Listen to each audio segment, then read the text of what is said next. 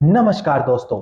मैं दीपक शर्मा अंग्रेज आपका स्वागत करता हूं द लीगल चैम्बर में। अब दोस्तों, आज की इस वीडियो के अंदर हम एक बड़ा महत्वपूर्ण टॉपिक आप सभी लोगों के लिए लेकर आए हैं। जी हां, और जिस टॉपिक के बारे में हम आज की वीडियो में बात करने वाले हैं, ये हर जमीनी विवाद के अंदर बहुत इंपॉर्टेंट रोल प्ले करता है। जैसे कि जब कभी भी संपत्ति के मालिकाना को लेकर वाद विवाद होता है, या फिर किराएदार या मकान मालिक के बीच वाद विवाद होता है, किसी संपत्ति के अंदर हिस्से को लेकर वाद विवाद होता है, किसी संपत्ति को धोखे से बेच दिया गया, गिफ्ट कर दिया गया, वसीयत कर दिया गया, बेसिकली हर प्रकार के जमीनी वाद विवाद के अंदर आज की जो हमारी वीडियो है बड़ी ज्यादा इंफॉर्मेटिव काम आने वाली है। अब देखिए, हम बात कर रहे हैं आप टेम्पररी इंजंक्शन के बारे में, जिसे आप लोग सरल भाषा में स्टेटस क्यू के नाम से जानते हैं।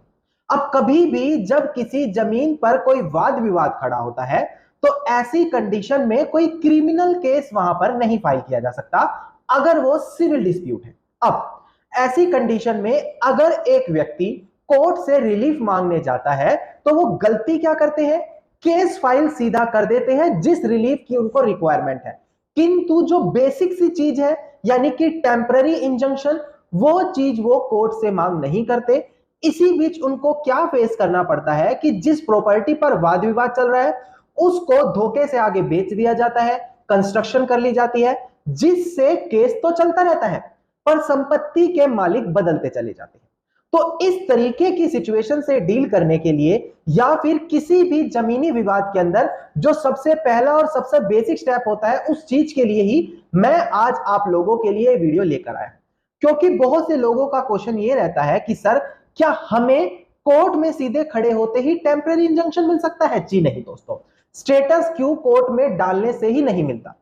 उसके अंदर कुछ बेसिक रिक्वायरमेंट्स होती हैं जो आप खुद समझ पाएंगे जब आज आप हमारी ये वीडियो देखेंगे कि आपकी कंडीशन में क्या ऐसी कोई सिचुएशन बनी हुई है या फिर नहीं बनी हुई, और आप धोखे का शिकार होने से भी वहां पर बच सकेंगे। अब दोस्तों, अगर आप लोगों को हमारी ये वीडियो अच्छी लगती है, आप लोगों को हमारी तरफ से किए गए एफर्ट्स अच्छे लगते हैं, तो मेरा आप लोगों से अनुरोध है, वीडियो को आप लाइक जरूर करें और साथ ही साथ अपना वैल्यूएबल कमेंट सेक्शन में जरूर लिखें। तो चलिए दोस्तों, अब आज की इस वीडियो को हम ज्यादा लंबा ना करते हुए आज की इस वीडियो को स्टार्ट करते हैं।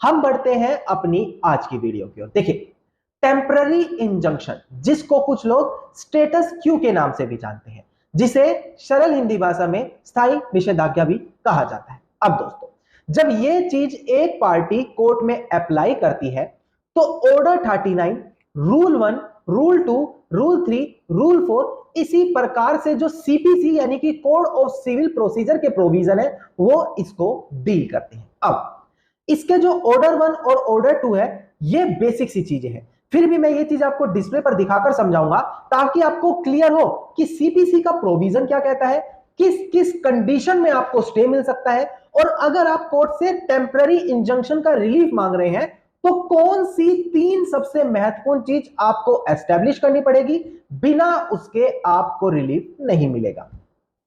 अब दोस्तों, डिस्प्ले पर आप ध्यान दीजिएगा, आपको डिस्प्ले पर ऑर्डर 39 रूल 1 दिखाई दे रहा होगा। एक बार ध्यान दीजिएगा।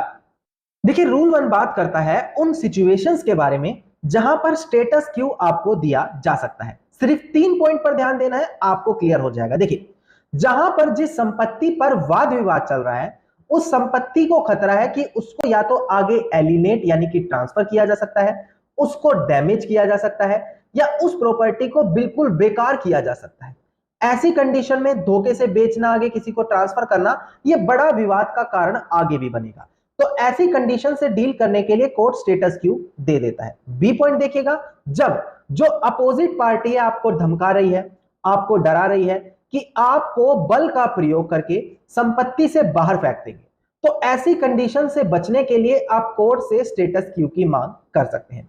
तीसरा पॉइंट, जब जो अपोजिट पार्टी है वो प्लेंटिफ को डरा धमका रही है कि तुम्हें बहुत गहरी चोट पहुंच सकती है, तुम्हें इंजरी हो सकती है, रेपुटेशन, प्रॉपर्टी, किसी भी चीज की। क्यों? क्योंकि जो वो प्रॉपर्टी है उस पर विवाद चल रहा है। तो ऐसी कंडीशन में उस प्रॉपर्टी पर कोई खतरा ना हो, तो कोर्ट वहां पर एक रिस्ट्रेन एक्ट लगा देता है, एक प्रकार का इंजंक्शन ऑर्डर ही दे देता है, ताकि जो अपोजिट पार्टी है उसको उस प्रॉपर्टी से किसी भी प्रकार से डील करने से रोका जा सके। सरल भाषा में बताएं तो जिस संपत्ति पर वाद विवाद है, अगर उस संपत्ति पर किसी भी प्रकार का खतरा है कि उसको बेचा जा सकता है, धोखे से उसको ट्रांसफर किया जा सकता है, उस पर कब्जा किया जा सकता है, आपके ऊपर हमला करके कब्जा किया जा सकता है, उस पर इलीगल कंस्ट्रक्शन किया जा सकता है, तो ऐसी हर कंडीशन से डील करने के लिए आप रेलिवेंट एविडेंस के साथ कोर्ट में जाकर ऑर्डर 39 रूल 1 के तहत स्टेटस क्यू की मांग कर सकते हैं। अब लोगों के मन में एक बड़ा क्वेश्चन बना रहता है कि सर, क्या एक कब्जाधारी यानी कि जिसने संपत्ति पर कब्जा जमा कर रखा है, वो उस कब्जे के आधार पर भी प्रॉपर्टी पर स्टेटस क्यों ले सकता है? ये बड़ा क्वेश्चन होता है दोस्तों। अब यही चीज मैं आगे आपको क्लियर करूंगा, ध्यान से वीडियो देखिएगा। अब ध्यान दीजिएगा दोस्तों, डिस्प्ले पर एक केस टाइटल आपको दिखाई देगा। ऑनरेबल सुप्रीम कोर्ट का केस टाइटल है पदियार प्रहलाद जी चीना जी, जो प्रेजेंट केस में यहां पर डेथ हो चुके हैं, वो अपने लीगल रिप्रेजेंटेटिव की तरफ से लड़ रहे हैं, अपीलियंट है जो, वर्सेस मनी बहन जगदम्बा भाई जो रिस्पोंडेंट है। इसका सिविल अपील नंबर है 1382 ऑफ 2022। प्रेजेंट केस के अंदर बड़ी ऑनरेबल सुप्रीम कोर्ट की जजमेंट का रेफरेंस दिया है। यहां पर यही चीज निर्धारित की गई थी कि जो प्रॉपर्टी का रियल ओनर है उसके अगेंस्ट में भी टेम्पररी इंजंक्शन दिया जा सकता है। कब? जब जो रिलीफ की मांग कर रहा है, कोर्ट से स्टेटस क्यू की मांग कर रहा है, वो सेटल्ड पोजेशन में हो, लीगल पोजेशन में हो। लीगल पोजेशन का मतलब, मान लेते हैं आपने एक टीनेंट को या किसी को लाइसेंसी के तौर पर प्रॉपर्टी अपनी लाइसेंस पे दे दी, रेंट पर दे दी, उसके साथ 10 साल का रेंट एग्रीमेंट है या फिर लीज है, तो इन 10 सालों तक वो उसका लीगल हकदार है। तो इस बीच अगर आप उसको फोर्सफुली बाहर करेंगे और वो जाकर स्टेटस क्यू की मांग करेगा तो कोर्ट उसको देगा। आप ये चीज नहीं कह सकते कि मैं रियल ओनर हूं, मेरे अगेंस्ट में स्टेटस क्यू नहीं दिया जा सकता, क्योंकि लीगल पोजेशन सेटल्ड पोजेशन के अगेंस्ट में स्टेटस क्यू नहीं मिलेगा। अब सेटल्ड पोजेशन कौन सा होता है? जब एक व्यक्ति बहुत लंबे समय से संपत्ति पर कब्जा करके बैठा हो और उसका उस पर लीगल राइट आ गया हो, जैसे कि 12 सालों से ज्यादा, आर्टिकल 65 शेड्यूल 1 लिमिटेशन है जो एडवर्स पोजीशन की बात करता है। तो ऐसी कंडीशन में जो ट्रू ओनर है, यानी कि जो संपत्ति के असल मालिक है, उनके खिलाफ भी कोर्ट स्टेटस क्यू का ऑर्डर दे सकता है। अब आप कहेंगे सर, जो प्रॉपर्टी का रियल ओनर है वो करे तो करे क्या, उसके खिलाफ तो स्टेटस क्यू लग गया। देखिए, स्टेटस क्यू लगा है, उसको प्रॉपर्टी में घुसने से या कोई एक्ट करने से रिस्ट्रेन किया है, पर आज भी उसके पास रेमेडी अवेलेबल है। अगर प्रॉपर्टी के रियल ओनर के पास वैलिड कॉज और रीजन है, वो प्रॉपर्टी पर suit for recovery of possession, title suit, perpetual injunction, जो रेलिवेंट केस है वो फाइल करके अपनी प्रॉपर्टी को रिकवर कर सकता है। उस चीज से उसको यहां पर रिस्ट्रेन नहीं किया जा सकता। तो कंफ्यूजन जो अगर आप लोगों की हो टेम्पररी और परमानेंट इंजंक्शन में, प्रॉपर्टी के रियल ओनर के अगेंस्ट में, वो मैंने इस रेलिवेंट जजमेंट के साथ क्लियर कर दी। अब दोस्तों, सबसे महत्वपूर्ण पॉइंट जो पूरा वीडियो का है वो यही कि अगर आप कोर्ट में जाकर खड़े हो गए कि सर हमें स्टेटस क्यू दो, हमारे साथ ऐसी ऐसी कंडीशन घटित हो रही है, तो क्या कोर्ट आपके जाते ही आपको स्टेटस क्यू दे देगा? जी नहीं दोस्तों, बिल्कुल भी नहीं देगा। और बहुत ही रेयरली होता है जब स्टेटस क्यू किसी को मिलता है। क्यों? क्योंकि वहां पर 3 महत्वपूर्ण पॉइंट एस्टैब्लिश करने कंपलसरी है, जो ऑनरेबल सुप्रीम कोर्ट की गाइडेंस के अंदर है। अगर आपके साथ भी ऐसा कोई केस चल रहा है तो आपको भी इतनी नॉलेज होनी जरूरी है कि कोर्ट वो कौन से 3 पॉइंट कंसीडर करेगा। एडवोकेट तो आपकी हेल्प करेगा, no point to issue, but आपको भी तो नॉलेज होनी चाहिए। अब वो तीनों पॉइंट मैं रेलिवेंट जजमेंट के साथ आपको क्लियर कर देता हूं। अब दोस्तों, डिस्प्ले पर ध्यान दीजिएगा, ऑनरेबल सुप्रीम कोर्ट की जजमेंट है, बड़ी महत्वपूर्ण जजमेंट थी।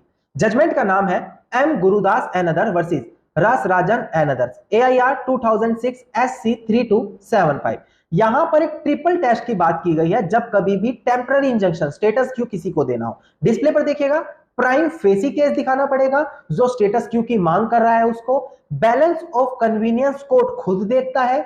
तीसरा, इररिपेरेबल इंजरी उस व्यक्ति को शो करनी पड़ती है जो कोर्ट से स्टेटस क्यू की मांग कर रहा है। ये तीनों पॉइंट वहां पर कंसीडर कोर्ट करेगा, उसी के बाद पार्टी के पक्ष में स्टेटस क्यू देगा। अब आप कहेंगे सर, तीनों टर्म्स हमने पहले तो सुने हुए हैं पर क्लियर नहीं हुआ, आखिरकार इन तीनों टर्म्स में होता क्या है, प्राइम फेसी में क्या दिखाना है, इररिपेरेबल लॉस या बैलेंस ऑफ कन्वीनियंस में क्या दिखाना है। अब ये चीज भी मैं रेलिवेंट जजमेंट के साथ डिटेल्ड में आपको क्लियर कर दूं, ज्यादा टाइम नहीं लगेगा, मात्र 2 से 3 मिनट, पर इस जजमेंट को देखकर आपको पता लग जाएगा कि जो आपकी कंडीशन है, क्या आपको वहां पर स्टे मिलेगा या फिर नहीं मिलेगा। अब देखिएगा दोस्तों, डिस्प्ले पर केस टाइटल में सबसे पहले आपको क्लियर कर दूं। केस टाइटल है हमारा यहां पर सीमा अरशद जाहिर versus municipal corporation of greater Mumbai, साल 2006 की ये जजमेंट है, ऑनरेबल सुप्रीम कोर्ट की जजमेंट है। यहां पर ये तीनों पॉइंट थोड़े डीपली बताए गए हैं ताकि आप जैसे आम जनता को ये चीज क्लियर हो सके।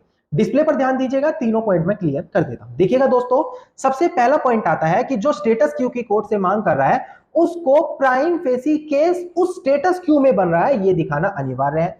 प्राइम फेसी केस का मतलब यह है कि जो कोर्ट के सामने ये केस डाला गया है उसमें इतनी जान तो होनी चाहिए कि उसको court on the spot reject ना करे। मतलब कि जो स्टेटस क्यू की मांग कर रहा है उसका प्रॉपर्टी पर किस तरीके से अधिकार है, क्या उसके पास मालिकाना हक है, टाइटल डीड है, सेटल्ड पोजेशन है, किसी लीगल डॉक्यूमेंट के थ्रू वो वहां पर बैठा है।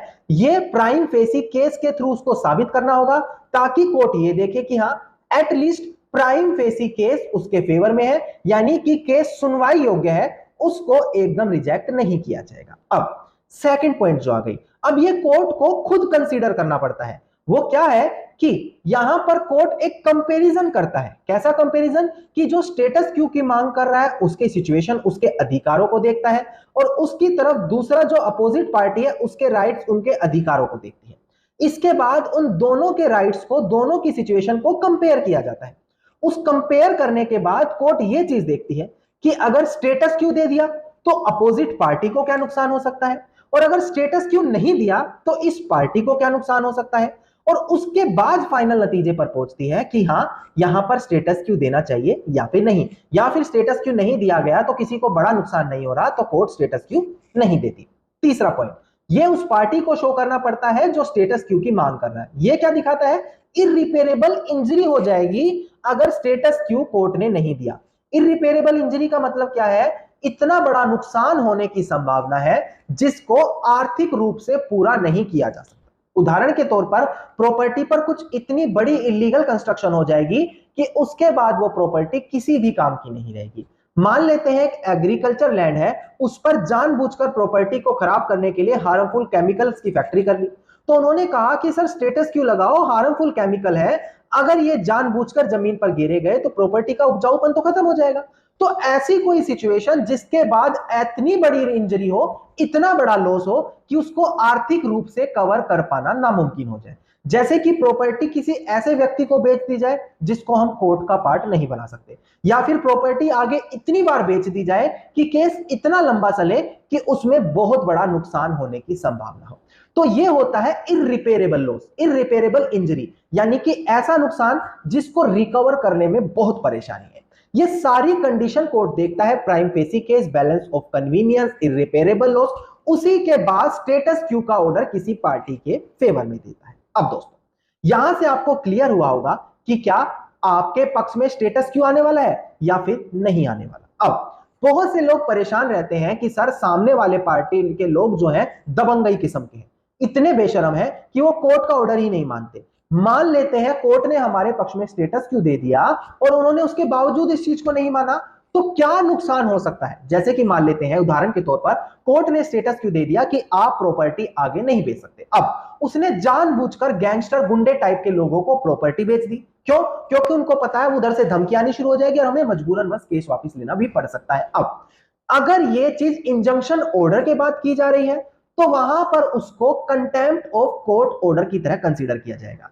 ऑर्डर 39 रूल 3, जिसके तहत उनको 3 महीने तक की सिविल प्रिजन, इसके अलावा उनकी कोई पर्सनल प्रॉपर्टी को डिटैच किया जा सकता है कोर्ट की तरफ से, साथ ही साथ उसको आगे सोल्ड आउट ऑक्शन के थ्रू भी किया जा सकता है। और अगर कंटेम्प्ट ऑफ कोर्ट करने वाला व्यक्ति चालाकी दिखाते हुए अपने एजेंट के थ्रू, अपने वर्कर के थ्रू कोई कंटेम्प्ट कराता है, तब भी उसको ही लायबल इस चीज के लिए माना जाएगा।